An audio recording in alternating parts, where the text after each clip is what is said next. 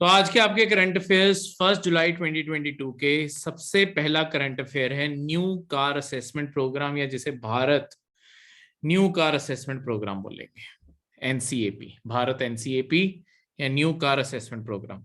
देखो, ये new car assessment programme क्या होता है? ये ना आपके सेफ्टी टेस्ट है। इंडिया की कार्स में एक बहुत बड़ी प्रॉब्लम है जो मैंने आपको थोड़े दिन पहले करंट अफेयर में बताई थी। इंडिया में दुनिया की 1% गाड़ियां भी नहीं है, मतलब 1% गाड़ियां हैं दुनिया की, पर हम दुनिया के 10 से 11% मौतों, जो रोड के ऊपर डेथ्स होती हैं, वो इंडिया के अंदर होती हैं। तो 1% गाड़ियों के कारण सिर्फ पूरी इंडिया के अंदर जितनी गाड़ियां हैं, ये दुनिया भर का सिर्फ 1% बनता है ये।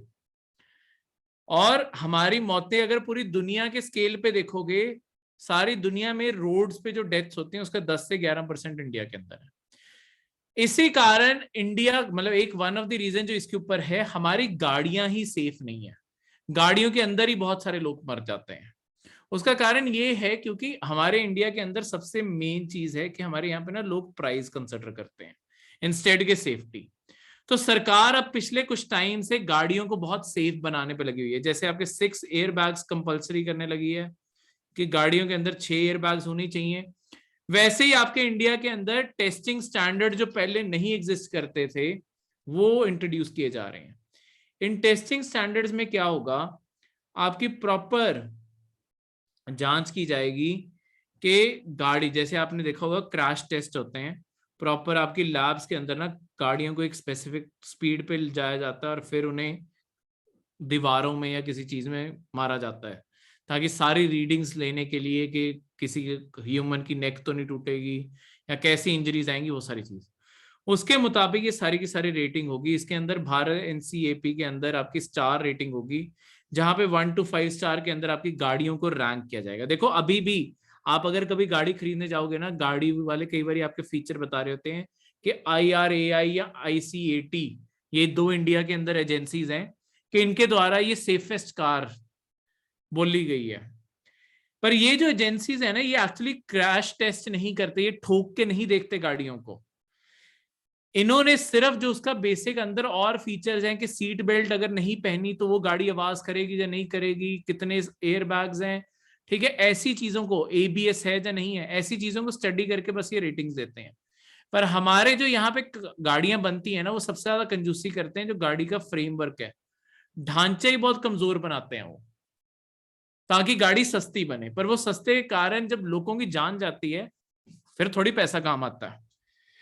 तो इस कारण इंडिया की तरफ से एक बहुत ही पॉजिटिव स्टेप है कि हम ग्लोबल स्टैंडर्ड्स के ऊपर ही, जो ग्लोबल स्टैंडर्ड चल रहे हैं, हमने उसी लेवल के अपने भी स्टैंडर्ड्स एस्टैब्लिश करने। ये 2 चीजों में हेल्प करेंगे। एक तो देखो, इंडियंस की जान बचेगी, हम जो सारे लोग हैं, हम गाड़ी ऐसी यूज करेंगे तो हमारी भी तो जान बचेगी। दूसरा, दुनिया भर में एक्सपोर्ट करने लायक हमारी गाड़ियां हो जाएंगी। देखो, अगर अमेरिका में गाड़ी भेजनी है, अमेरिका तो दुनिया की पहली कंट्री था जिसने ऐसे सेफ्टी स्टैंडर्ड लेके आया था।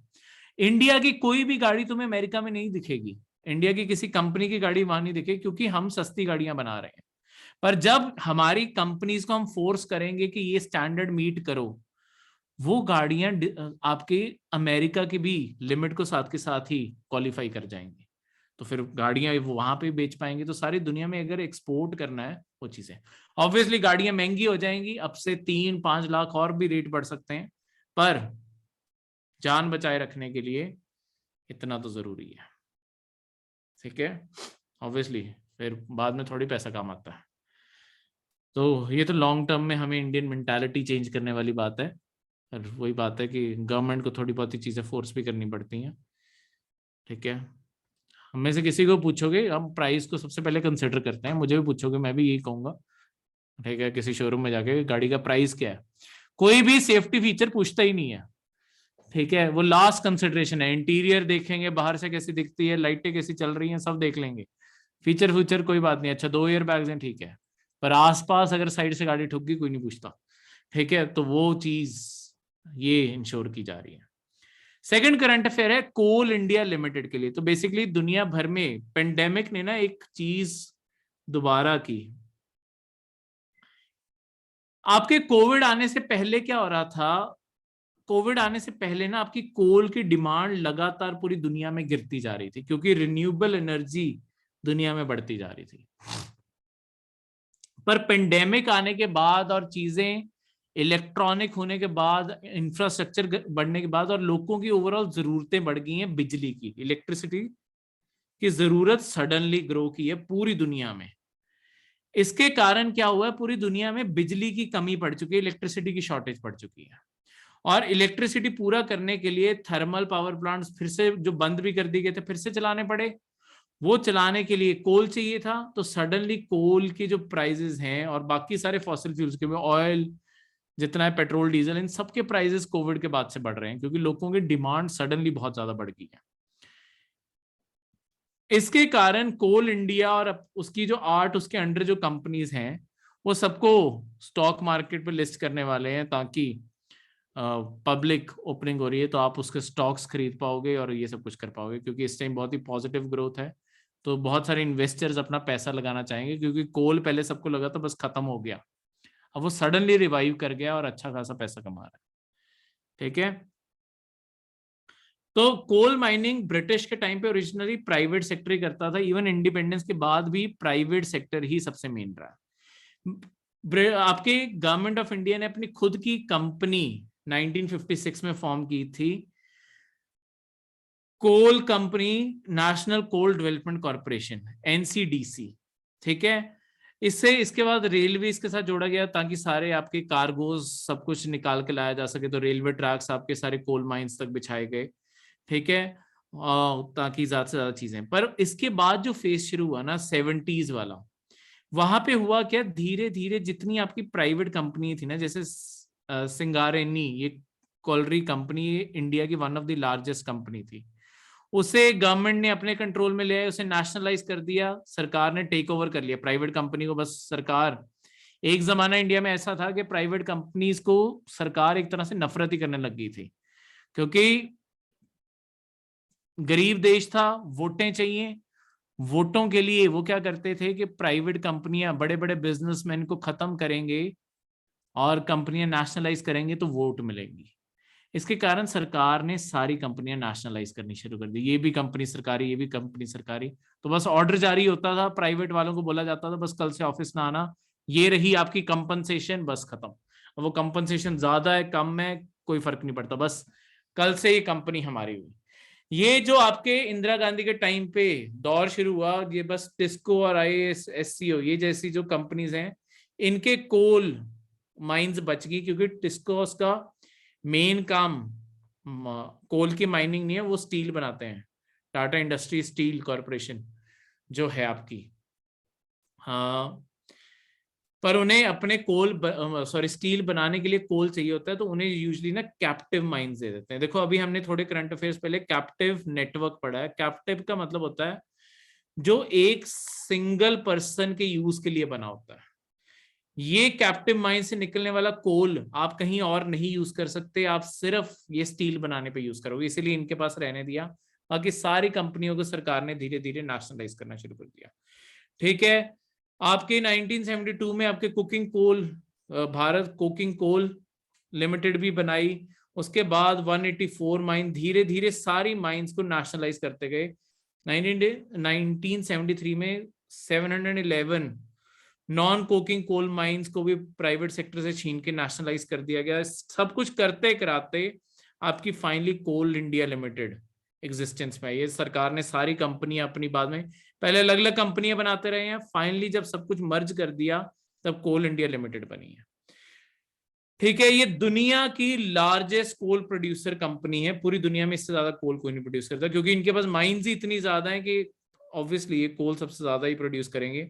इनके पास टोटल 83 माइंस है इस टाइम पे 8 स्टेट्स के अंदर। देखो आपके 2015 तक सिर्फ सरकार ही कोल माइनिंग करती थी और किसी को अलाउड नहीं था। 2015 के बाद से लेके हम दोबारा से प्राइवेट सेक्टर को लेके आए हैं और फिर से हमने कोल माइंस प्राइवेट सेक्टर को अब देनी शुरू किए, प्राइवेट सेक्टर भी माइनिंग करना शुरू करे, क्योंकि सरकारी कंपनियों की एफिशिएंसी नहीं आ रही थी, कोल तब भी बाहर से मंगाना पड़ रहा था, तो कोई फायदा नहीं हो रहा था। कोल इंडिया लिमिटेड के पास सिर्फ इंडिया के अंदर नहीं, फॉरेन देशों में भी इनकी कंपनियां हैं, जैसे मोजाम्बिक, अफ्रीका का जो देश है आपका, वहां पे कोल इंडिया अफ्रीका लिमिटेड करके कंपनी करके एग्जिस्ट करती है। ठीक है, तो ये चीज। Next third current affair, India core sector. देखो इंडिया के अंदर ना एक इंडेक्स सरकार पब्लिश करती है जिसे कहते हैं इंडेक्स ऑफ इंडस्ट्रियल प्रोडक्शन। अगर आपको इंडिया की इंडस्ट्री की ग्रोथ देखनी है कि इंडिया की इंडस्ट्री ग्रो कर रही है या नहीं कर रही है, डिक्लाइन कर रही है, आप इस इंडेक्स की ग्रोथ देख सकते हो। अगर ये इंडेक्स ग्रो कर रहा है तो यानी कि इंडिया के अंदर प्रोडक्शन अच्छी खासी हो रही है। अगर प्रोडक्शन अच्छी हो रही है तो मैन्युफैक्चरिंग, ये इंडेक्स सिर्फ मैन्युफैक्चरिंग को देखता है, तो यानी कि आपका मैन्युफैक्चरिंग सेक्टर अच्छा चल रहा है, यानी कि इसकी मतलब है कि आपकी मार्केट में डिमांड अच्छी चल रही है, सामान बिक रहा होगा तभी तो मैन्युफैक्चरिंग चल रही होगी, मैन्युफैक्चरिंग चल रही होगी तभी इंडेक्स के अंदर आएगा। तो ये आपकी बहुत सारी चीजों को मॉनिटर करता है। इसके अंदर ना बहुत सारी इंडस्ट्रीज को मॉनिटर करता है, पर इसके अंदर ना 8 इंडस्ट्रीज ऐसी हैं जिनके ऊपर बाकी सारी डेवलपमेंट डिपेंड करती है। अगर ये 8 इंडस्ट्रीज डूब रही है ना, इसका मतलब है बाकी सारी इकोनॉमी डूब रही है। अगर ये 8 इंडस्ट्रीज ग्रो कर रही हैं, इसका मतलब है कि आपकी डिमांड ग्रो कर रही है और अच्छा खासा बाकी इंडस्ट्रीज जिसके अंदर नहीं भी काउंट हो रही वो अपने आप ग्रो करेंगे। ठीक है, ये आपके इसका सारा data index of industrial production ये सेंटर स्टैटिस्टिकल ऑफिस कलेक्ट करता है, जो ministry of statistics programme implementation के अंडर पड़ता है। ठीक है, 6 हफ्ते पीछे चलता है डेटा, तो अब से 6 हफ्ते, आज जो डेटा आया ये 6 हफ्ते पहले का डेटा है। ठीक है, तो तब से आपका डेटा आ रहा है, तो क्योंकि कलेक्ट करने में आने में सब में टाइम लगता है। ये जो 8 कोर इंडस्ट्रीज हैं ये इस इंडेक्स का 40% यही बनती हैं, तो ऑब्वियसली बहुत बड़ी वेटेज है, यानी कि और भी इंडस्ट्रीज हैं, 80-90 के करीब इंडस्ट्रीज इन्होंने लिस्ट की हुई हैं कैटेगरीज, पर ये 8 इंडस्ट्रीज 40% वेटेज होल्ड करते हैं। तो ये 8 इंडस्ट्रीज जिस साइड जाएंगी सारा इंडेक्स उसी साइड मूव कर जाता है। ये 8 इंडस्ट्रीज हैं, इलेक्ट्रिसिटी, ये देखो ये सारी ऐसी चीजें हैं जो बाकी सारी इंडिया के डेवलपमेंट में काम करते हैं। देखो बिजली सारे सेक्टर्स को चाहिए, स्टील जगह जगह चाहिए, चाहे आपकी गाड़ी बनाने वाले हैं, चाहे आपके शेड बनाने वाले हैं, चाहे कोई अपनी बिल्डिंग बना रहा है, जगह जगह पे रिक्वायरमेंट है। रिफाइनरी प्रोडक्ट्स आपके जो ऑयल रिफाइनरी से बाकी सारे आपके ऑयल रिफाइनरीज जो होती है ना उनसे टोटल 24 प्रोडक्ट्स निकलते हैं। ये पेट्रोल डीजल ये सब कुछ तो निकलता ही है, पर जैसे जो आपकी वैसलीन है वो भी यहीं से निकलती है। वो सारी चीजों को क्रूड ऑयल, कोल की डिमांड बढ़ेगी, देखो वही जो अभी ऊपर बताया, क्योंकि इलेक्ट्रिसिटी और आपके घरों के अंदर भी यूज हो रही है और बर्निंग में भी यूज हो रही है जगह जगह। सीमेंट, नेचुरल गैस, फर्टिलाइजर्स, ये फर्टिलाइजर जितने यूज हो रहे हैं यानी कि आपके एग्रीकल्चर लोग उतना खरीद रहे हैं और एग्रीकल्चर कर रहे हैं, इससे पता चलता है इस चीजों से।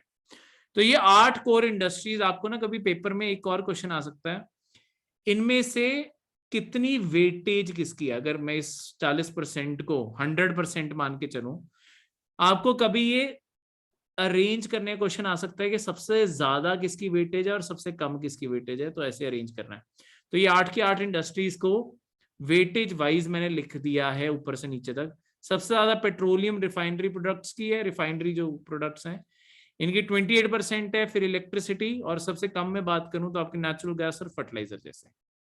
ठीक है, तो ऐसे बाकी भी याद करने हैं, मैंने सिर्फ 4 पढ़ के इसलिए बताया कि अरेंजमेंट का ऐसा पेपर में आने के क्वेश्चन हमेशा बहुत ज्यादा प्रोबेबिलिटी रहती है।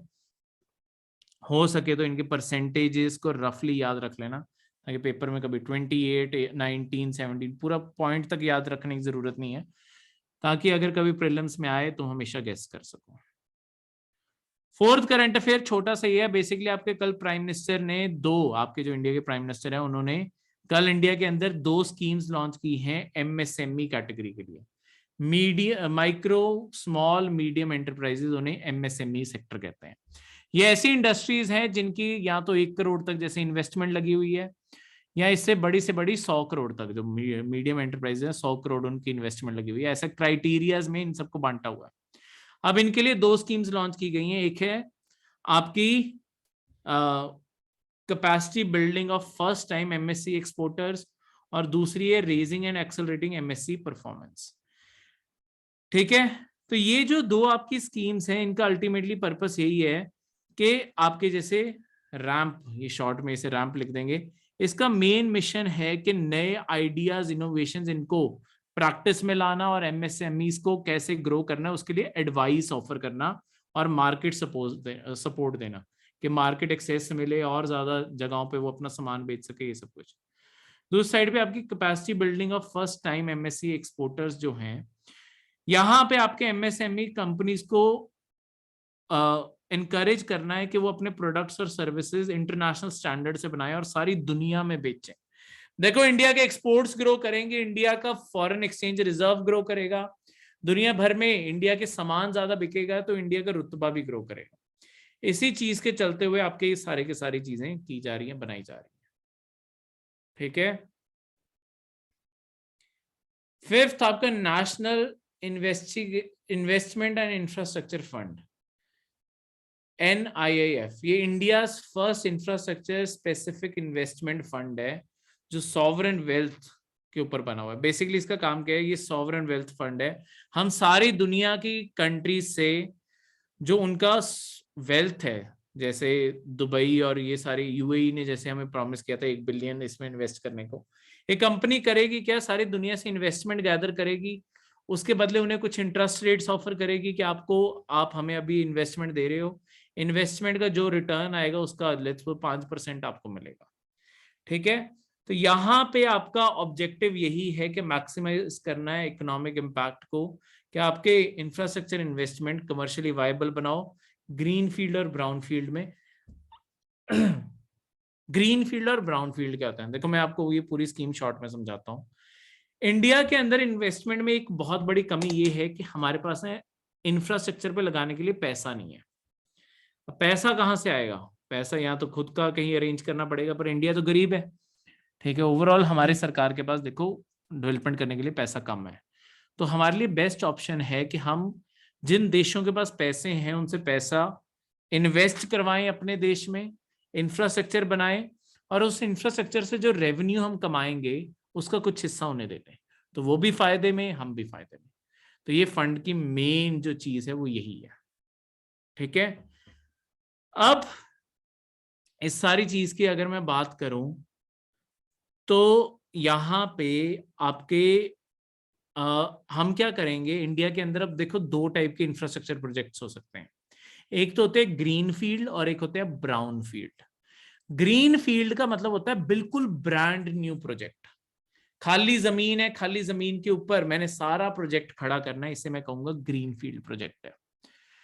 ब्राउन फील्ड प्रोजेक्ट होते हैं जो ऑलरेडी एग्जिस्टिंग है, लेट्स सपोज एक एयरपोर्ट था बना हुआ है, उसकी बेसिक बिल्डिंग बनी हुई है, उस बेसिक बिल्डिंग को मैंने क्या किया, वहां पे आपके उस एयरपोर्ट को दोबारा से जितना कोई भी नई टेक्नोलॉजी चाहिए थी, नई बिल्डिंग चाहिए थी, नई एयरस्ट्रिप चाहिए थी, वो सब कुछ लगाई उसके ऊपर, और वो सारी चलती हुई करके बिल्कुल ब्रांड न्यू बना के उसी को मैंने अपग्रेड कर दिया। तो अगर कोई बिल्कुल नया प्रोजेक्ट कर रहे हैं उसे कहेंगे ग्रीन फील्ड, अगर कोई एग्जिस्टिंग प्रोजेक्ट है उसे मैं अपग्रेड कर रहा हूं उसे कहेंगे brown field. Brown field already exist करते हैं, अपग्रेड करना है, ग्रीन फील्ड नया है। ये चीज को याद रखना, भूलना नहीं, ग्रीन फील्ड नया, ब्राउन फील्ड पुराने को अपग्रेड करना। ठीक है। इसे 3 तरीके से किया जाता है। मास्टर फंड जो डायरेक्टली आपके कोर इंफ्रास्ट्रक्चर सेक्टर जैसे रोड्स, पोर्ट्स, एयरपोर्ट, पावर, इन सब में इन्वेस्ट करेंगे। फंड ऑफ फंड का मतलब है कि देखो इंडिया के अंदर कोई इंफ्रास्ट्रक्चर प्रोजेक्ट चल रहा है, आप उसकी एक तरह से बस गारंटी दे देते हो बैंक्स को और ये सारी जगह को लेट्स सपोज कोई प्राइवेट कंपनी थी जो इसे बना रही है, कोई प्राइवेट कंपनी थी जो सारा कोई एक पोर्ट बना रही है लेट्स सपोज, पर उसे पोर्ट बनाने के लिए लोन चाहिए। लोन बैंक तो दे देगा, पर बैंक को डर है कि कल ये पोर्ट ना चला मेरा लोन भी नहीं वापस आएगा। सरकार क्या करती है, सरकार फंड ऑफ फंड बना देती है, बैंक्स को बोलती है कि हम इस लोन की गारंटी दे देते हैं, तुम एक बार के लिए लोन दे दो, अगर ये लोन नहीं वापस आया या जितना अमाउंट नहीं वापस आ पाया वो हम चुका देंगे। ठीक है। पर ये पोर्ट बनने दो, तो लॉन्ग टर्म में वो इंडिया के काम तो आ ही जाएगा इसलिए। और लास्ट में स्ट्रैटेजिक इन्वेस्टमेंट फंड, या आपके ऐसी चीजों के लिए बना है जहां पे आपके मतलब कोई भी ग्रीन फील्ड, ब्राउन फील्ड और कोई प्रोजेक्ट बनाना है। ठीक है। तो उस चीज के लिए नेक्स्ट, इसरो ने आपके एक नई सैटेलाइट कल लॉन्च की है, PSLV मिशन, आपके मिशन लॉन्च किया है। PSLV सबसे पहले क्या होता है इसके बारे में बताऊं, पोलर सैटेलाइट लॉन्च व्हीकल। देखो आपके दो टाइप के लॉन्च व्हीकल्स हैं इसरो के पास, एक है GSLV और एक है PSLV। GSLV इंडिया का ज्यादा पावरफुल है, ये ज्यादा पावरफुल लॉन्च व्हीकल है, इसमें ज्यादा पावर है, ये ज्यादा हैवी सैटेलाइट्स उठा सकता है और ज्यादा दूर तक लेके जा सकता है। PSLV सिर्फ लाइट सैटेलाइट्स उठा सकता है, हल्के वजन के सैटेलाइट्स उठा सकता है। ठीक है, दूसरा इनका फर्क है ये किस डायरेक्शन में घूमते हैं। देखो ये आपकी अगर अर्थ है,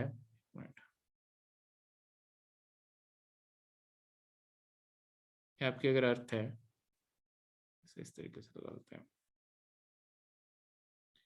अब दो तरीके का ऑर्बिट हो सकता है, आप ऑर्बिट इस तरीके से घुमा सकते हो या पोल टू पोल घुमा सकते हो।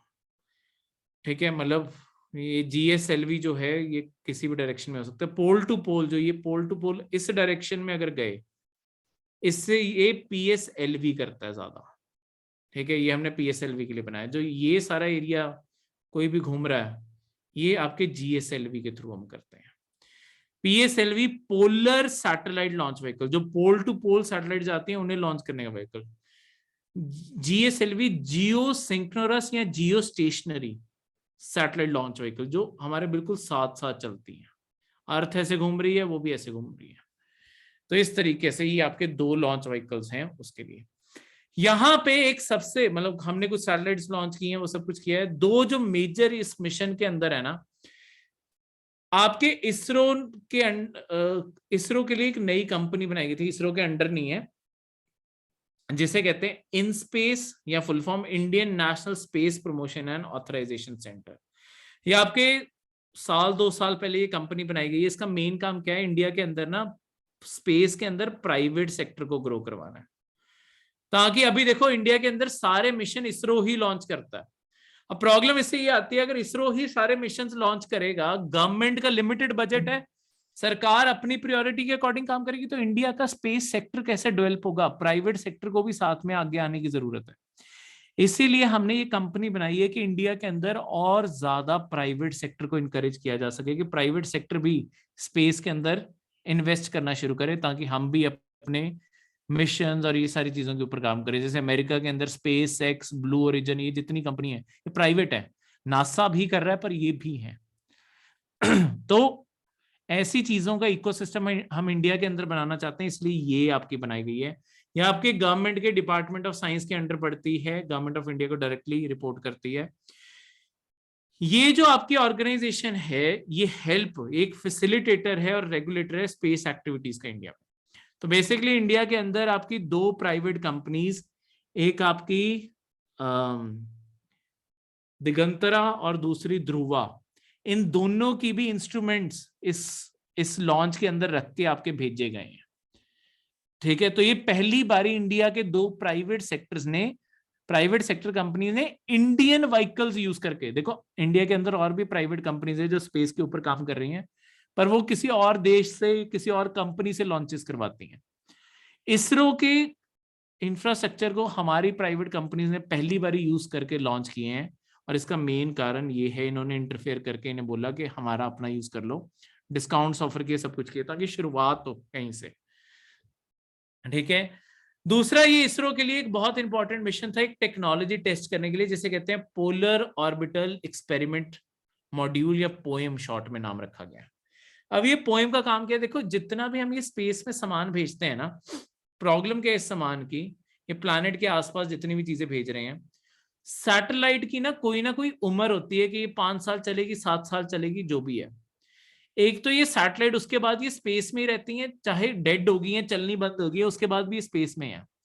उसके अलावा हम जितने लॉन्च व्हीकल भेजते हैं, उनका जो सबसे ऊपर वाला कैबिन है ना, मतलब जो लास्ट रॉकेट्स हैं, वो भी यहाँ पे गंदगी के तौर पे यहीं घूम रहे हैं। तो अर्थ का आसपास की जितनी स्पेस है ना, ये बहुत गंदी हो चुकी है। ठीक है, अगर इस चीज को मैं दिखाऊं, अर्थ कैसी दिखती है, अर्थ को अगर कोई भी थोड़ी सी दूरी से देखेगा, अर्थ बाहर से ऐसी दिखने लग गई है। तो हमने सिर्फ अर्थ के ऊपर कूड़ा नहीं फेंका, हमने सारी अर्थ के आसपास भी कूड़ा फैला दिया। ये देखो सारी डेड सैटेलाइट्स या डेड सैटेलाइट्स के टुकड़े, या जो हमारे रॉकेट्स थे, रॉकेट्स के टुकड़े, ये सारी अर्थ के चारों ओर तैर रहे हैं। ठीक है, तो इसके कारण लॉन्ग टर्म में होता क्या जा रहा है कि अर्थ की स्पेस ब्लॉक होती जा रही है, तो हमें सैटेलाइट लॉन्च करना भी मुश्किल होता जाएगा। तो हमें कोई इनोवेटिव मेथड सोचने हैं कि एक तो ये पोल्यूशन कम हो, जिसे हम स्पेस डेब्रिस कहते हैं। ये स्पेस डेब्रिस, स्पेस का कूड़ा कम बने, डेब्रिस का मतलब कूड़ा है, वो कूड़ा कम बने और हमारे मिशंस भी पूरे होते रहे। तो हमने ये पोएम क्या बनाया, जो लास्ट रॉकेट है ना, हम इस लास्ट रॉकेट को हमने ऐसे ही नहीं भेजा। इसका जो लास्ट प्लेटफॉर्म है उसके ऊपर हमने एक तो प्रॉपर नेविगेशन सिस्टम लगा दिया, उसके ऊपर navigation guidance and control system है, जो उसे एक ऑर्बिट में जाके, अर्थ के चारों ओर एक ऑर्बिट में जाके ना स्टेबल कर देगा, वो उसी के अंदर घूमता रहेगा।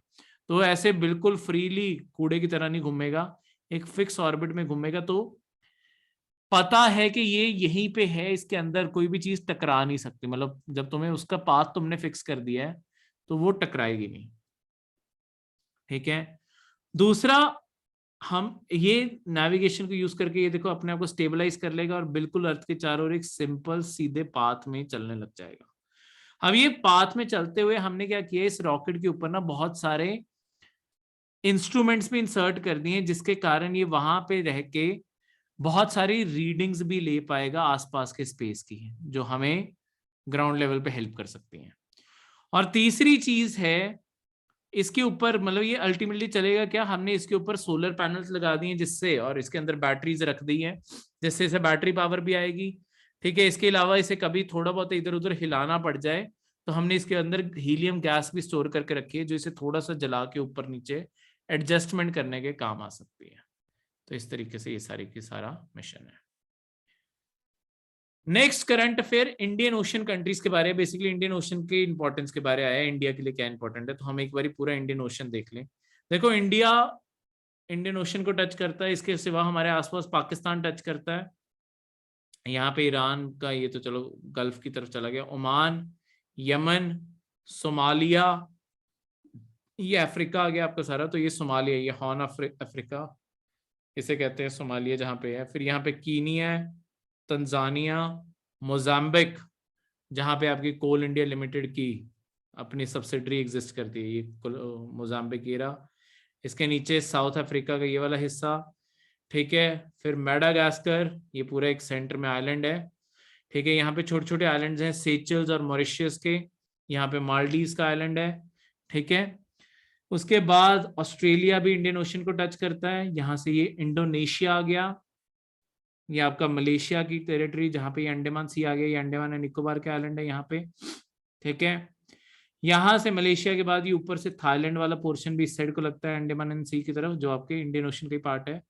ये म्यांमार जो बे ऑफ बंगाल की तरफ ओपन होता है, और बांग्लादेश, ये सारे के सारे, और बाकी भी कंट्रीज आसपास बॉर्डर। एक बार मैप सारा स्टडी कर लिया करो, ताकि लॉन्ग टर्म में फिर देश याद होते रहते हैं कि अच्छा ये देश यहाँ है, ये देश यहाँ है, ये रेड सी की तरफ यहाँ ये।